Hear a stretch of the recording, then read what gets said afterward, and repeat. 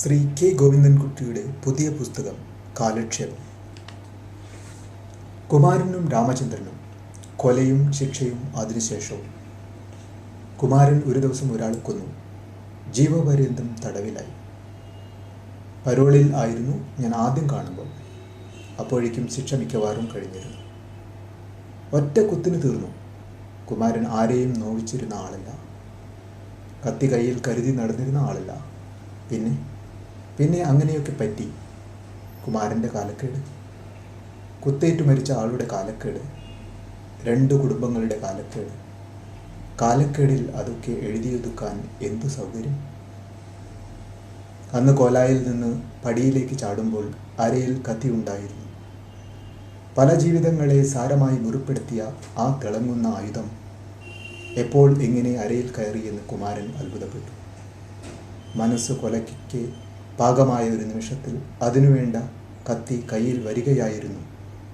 ബോധം മാറിയ ഒരു മാനസിക സന്ദർഭത്തിൽ കൊല നടത്തുകയായിരുന്നില്ല കുമാരൻ. തന്നെയോ മറ്റുള്ളവരെയോ കൊല ചെയ്യാനുള്ള വാഞ്ച കൊണ്ട് തലതിരിഞ്ഞവർ മനോരോഗശാസ്ത്രത്തിൻ്റെ പാഠപുസ്തകത്തിൽ സ്ഥലം പിടിച്ചവരാണ്. സ്വബോധം നശിച്ച് രോഗം മൂർച്ഛിച്ച നേരത്താണ് കൊല ചെയ്തതെന്ന് വാദിച്ച് കുറ്റവാളിയെ രക്ഷപ്പെടുത്താൻ ശ്രമിക്കുന്ന ബിരുദന്മാരായ വക്കീലന്മാരെ കാണാം. മറുനാടുകളിൽ പലയിടത്തും ആ വാദം പലപ്പോഴും നിലനിൽക്കുന്നതായും കാണാം. പക്ഷേ അങ്ങനെ വാദിച്ചു രക്ഷ നേടാനൊന്നുമായിരുന്നില്ല കുമാരൻ്റെ ഉദ്ദേശം.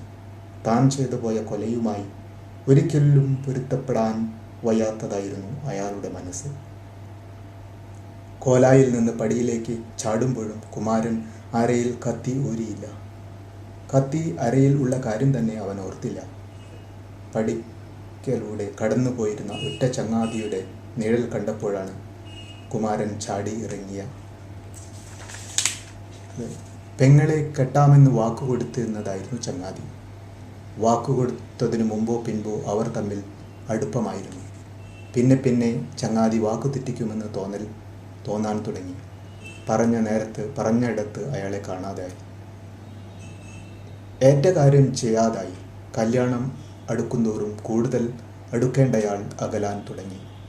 പിന്നെ വേണ്ട നേരത്ത് അപ്രത്യക്ഷനായി. അപ്പോൾ പെങ്ങൾ ഇരുട്ടിൽ വീഴുകയായിരുന്നു.